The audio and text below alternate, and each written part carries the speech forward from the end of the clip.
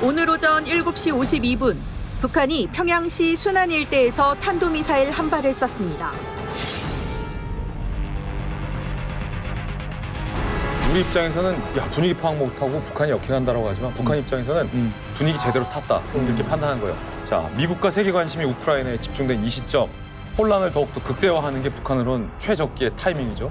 세 가지 효과를 거둘 수 있다 북한은 판단합니다. 첫 번째는 바이든 대통령이 어떻게 나오는지 보고 싶은 거예요. 그런데 부담은 줄이고 싶으니까 러시아와 미국이 가장 갈등이 정점인 이 시점에 북한이 탄도미사일 쏘고 하고 싶은 거 다 하는 거예요. 와.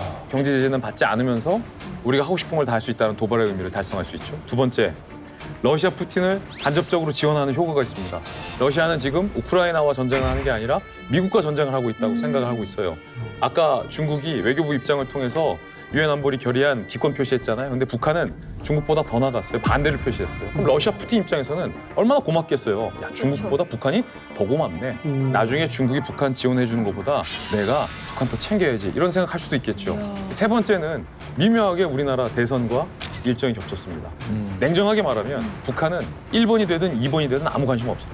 큰 차이 없습니다. 다만 북한으로서는 ICBM 미사일을 발사하면서 대선 후보들에게 우리는 우리의 길을 간다라는 메시지를 내던진 거죠. 더 나아가서 아마 김정은 입장에서는 야 핵무기 이참에 완성해야겠다라는 생각을 하고 있을지도 모릅니다. 저는 생각이 약간 다릅니다. 그 말씀하신 그 기회의 창이 열렸다는 거는 인정을 합니다. 그리고 김정은 정권으로서는 그것을 최대한 활용하려고 했다는 것, 그것은 저도 동의하는데 지금 김정은 정권이 같은 사이클을 한 번 더 시도하는 것 같습니다. 무슨 사이클이냐? 2017년하고 2018년이에요. 무슨 일이 있었죠? 2017년에는 김정은 정권이 핵실험을 2차례나 합니다. 그리고 트럼프 행정부랑 서로 뭐 화염과 분노, 뭐 늑다리 서로 말의 전쟁을 하는데 계속 미사일 실험도 해요.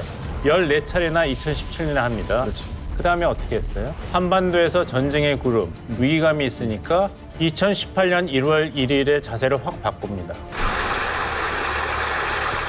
북한함이 마음만 먹으면 능히 조선반도에서 전쟁을 막고 긴장을 완화시켜 나갈 수 있습니다. 민족적 화해와 통일을 지향해 나가는 분위기를 적극 조성하여야 합니다.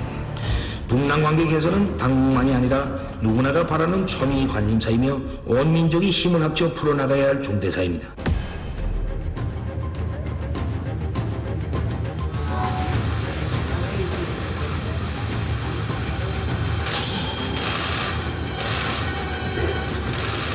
그러니까 한반도의 긴장이 높아지고 전쟁 위험이 있으면 북한한테는 그게 미국과 한국에 대한 그 협상을 할 때 레버리지가 되는 거예요.